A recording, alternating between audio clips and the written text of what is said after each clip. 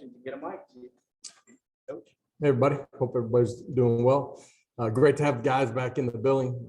It's only been 3 or 4 days, but it feels like it's been a long time since we got a chance to see them. I feel a little bit about the same way with you guys too.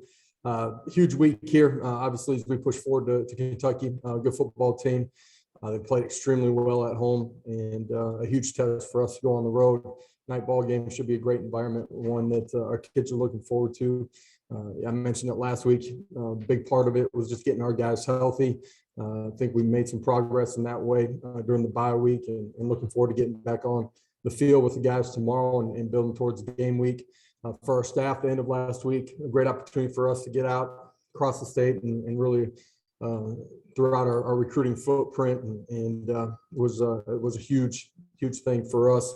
Excited about the feedback that we got, just as you get on the road and from fans, alumni, and then obviously as we got into high schools and talking with coaches too, they see the progress that our program is making, the way that we're playing, and the product that we're putting out on the field. And obviously I think they have a great sense of who we are and what we're doing inside of the building too, and how all those things build to a great experience while you're playing here at Tennessee. So excited about what we did last week.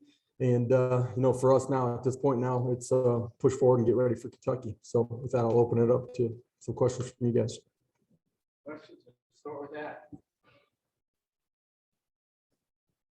Yeah, Josh, some teams play their best at the end of the year. Other teams struggle at the end of the year. Aside from the obvious factor, depth, what other factors determine if a team plays better at the end of the year? Yeah, your ability to maintain your competitive spirit. That's not just on the field on game day, but it's your practice habits. It's how you're doing everything in your lead up to kickoff.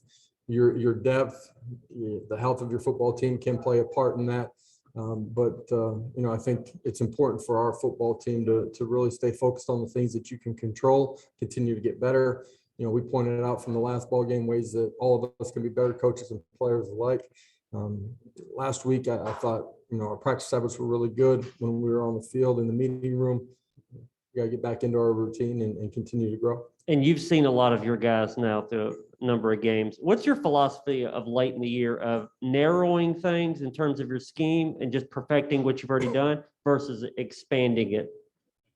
Well, I think a lot of what your scheme involves every single week is predicated based on, personnel that you're seeing on the other side of the football and the scheme that you're seeing. And so you're trying to put your kids in a position to be successful.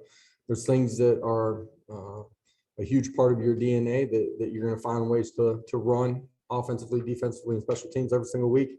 And then subtly, you got to find the nuances that you need to put your kids in the best position to be successful as you get ready to play every week. Coach, do you have any kind of preference as to when an ideal bye week is in the season, or is that kind of just something that you handle and approach year by year basis? You handle it based on them giving it to you. You don't have control over it. I think it came out at a pretty good time for us. You're 2/3 of the way through the season. You guys know that we were banged up at certain positions in particular. There's an opportunity for us to get healthy and move forward. West and Austin? Josh, I know you say all the time that football's sort of a 12 or 13 1-week seasons, but is there part of you as a coach when you play an opponent that just did not have it's a pretty good team and it just didn't have a good week? Is there part of you that thinks, I bet that's not going to happen again? I bet they're going to come back and be better than that?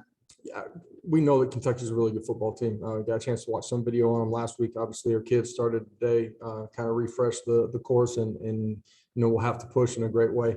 Know the product that they're going to put out there. They're big, strong, athletic, physical. They know their schemes offensively and defensively extremely well.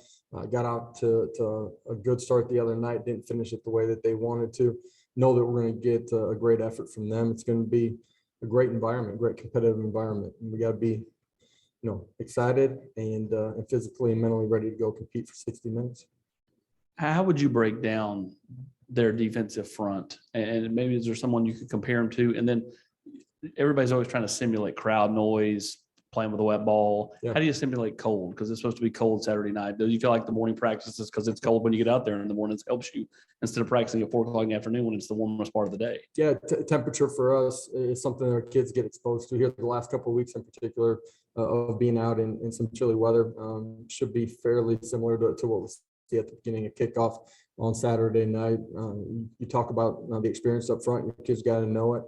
You got to be the most excited team on the football field. And no matter what the elements are, man, you got to be ready to go compete. It's why during spring ball we're outside every single day. When elements hit, we try to get out of them, out inside of them, whether it's rain, whatever it might be, to make sure that your kids get those experiences. Our kids will be ready to handle the cold here this week. Up front, defensively, multiple in what they do, 3 and 4 down fronts. I think, they're extremely thick in the middle of it. Their nose tackle is going to be a massive guy that's hard to move, whether that's the 1 or the 2. They're strong and long out on the edges of that front as well. And for us, being on the same page, being able to move and change the line of scrimmage or double teams are going to have to be really good during the course of this football game. At receiver, Robinson, it looks like he's got about 30 more receptions than anybody else on the team. They like to go to him a lot. Have you seen anything from him and maybe why that's the case in that offense? Well, they're going to target him or try to target him just because of his skill set. Extremely fast and reliable as far as catching the football, creates a bunch of explosive plays. He's able to do that with some short and intermediate passes, screen game, and then some isolations out on the outside. He's somebody that we got to know where he's at the entire game. Coach, Hendon has gone from a guy who wasn't even your starter in August to now, he's popping up on the NFL draft boards. You've obviously coached some guys that played in the league before. What are those people seeing that is driving his reputation that high? I think consistency in the way that he's played throughout the course of the season, his ability to get better every single week. His efficiency at the quarterback position, for the most part, is taking great care of the football, been accurate, short, intermediate, and deep throws.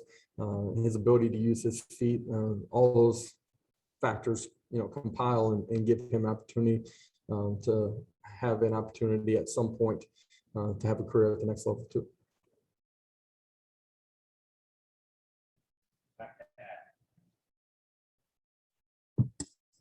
Are you disappointed that Harrison Bailey made his decision during the season? And what's the plan at number 3 quarterback if needed? Yeah, Harrison's been a really good teammate inside of our program from the time that I've gotten in here. In some ways, disappointed that the timing of when he makes that decision. It's a different era in college athletics with the transfer portal. Over the last couple of years, and because of who he is and what he has been about, I love both the person and the player. Wish him a ton of success as he moves on. Coach, do you know yet about the status of the guys who've been out? Cade, Elijah, Tyon? Is it too early to say? I don't want to say anything concrete at this moment.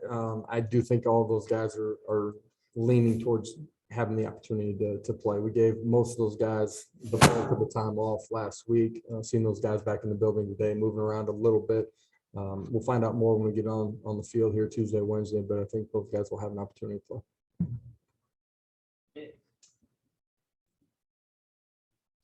Just to follow up on Adam's question, who do you get ready for that number 3 spot in case you need to go down there? Yeah, all of our walk-on quarterbacks will be competing for that. Did last week, and we'll do that this week too.